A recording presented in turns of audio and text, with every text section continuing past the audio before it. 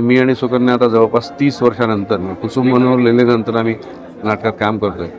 मग पुन्हा एकदा मी सवाईच्या स्पर्धेत ती एकांकिका पाहिली आणि तिथे मी नक्की केलं, म्हटलं हे नाटक करायचं आपण. 5च कॅरेक्टर्स आहेत, पण ती कॅरेक्टर्स करेक्ट मिळणं खूप आवश्यक होतं. संजय मोले जे म्हणाले की धोक्याची घंटा जी आहे ती माझ्या इथे खूप जोरात वाजली.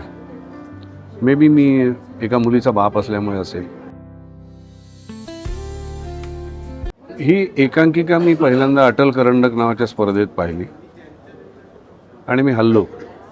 म्हणजे संजय मोले जे म्हणाले की धोक्याची घंटा जी आहे ती माझ्या इथे खूप जोरात वाजली. मे बी मी एका मुलीचा बाप असल्यामुळे असेल, एक जागरूक नागरिक असल्यामुळे असेल. पण हा जो प्रॉब्लेम आहे नाटकातला हा कुठेतरी नाटक स्वरूपातून व्यावसायिक नाटकाच्या माध्यमातून लोकांपुढे यायला पाहिजे असं खूप आतून वाटलं, प्रकर्षाने वाटलं. आणि मग पुन्हा एकदा मी सवाईच्या स्पर्धेत ती एकांकिका पाहिली आणि तिथे मी नक्की केलं की म्हटलं हे नाटक करायचं आपण. आणि त्यातला जो बापाचा रोल होता तो ऑफकोर्स मला आवडला होता खूप आणि तो मला करायचाच होता. पहिल्या स्पर्धेत त्या बापाचा रोल करणारे जे बर्वे म्हणून आहेत, रघुनंदन बर्वे, त्यांनी अभिनयाचं बक्षीस पण मिळवलं. आणि मग मी याच्या मागे लागलो आणि मी लेखकाला फोन केला. त्यांनी माझ्या सुदैवाने ते नाटक लिहिलेलं होतं, 2 अंक ते वाचायला मागवलं मी.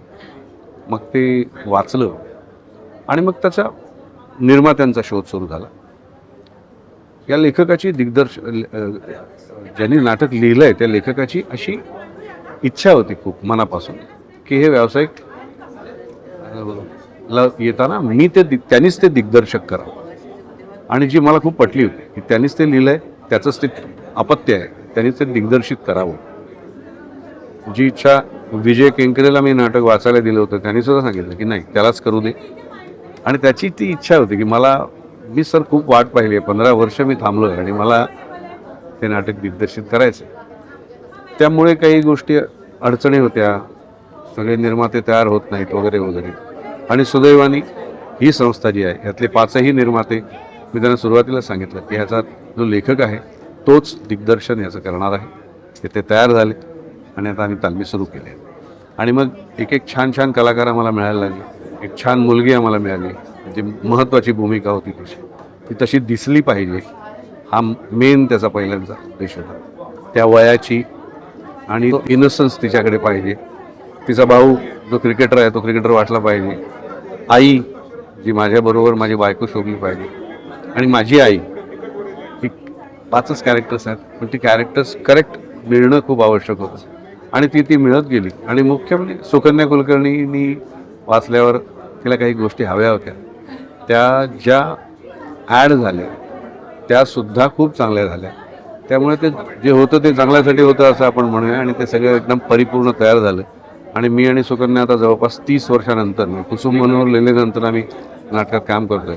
म्हणजे सांगितल्यानंतरच बऱ्याच लोकांना आनंद होतोय की अरे वा, तुम्ही आणि सुकन्या आहात का असं. सो हे सगळं जुळून आलं. जान्हवीबरोबर मी खूप कामं पूर्वी केलेली आहेत. प्रभाकर पणशीकरांची मुलगीच आहे, थेट नाटकच तिच्या रक्तात आहे. आणि ही 2 नवीन मुलं आहेत, ती पण खूप छान आहेत, गुणी आहेत, अभ्यासू आहेत. सो जी इच्छा माझी होती की हे नाटकातला जो विषय आहे, जो मेसेज आहे तो लोकांपर्यंत पोचावा, तर ती एका प्रकारे अशी आता पूर्ण होते. So thank you so much.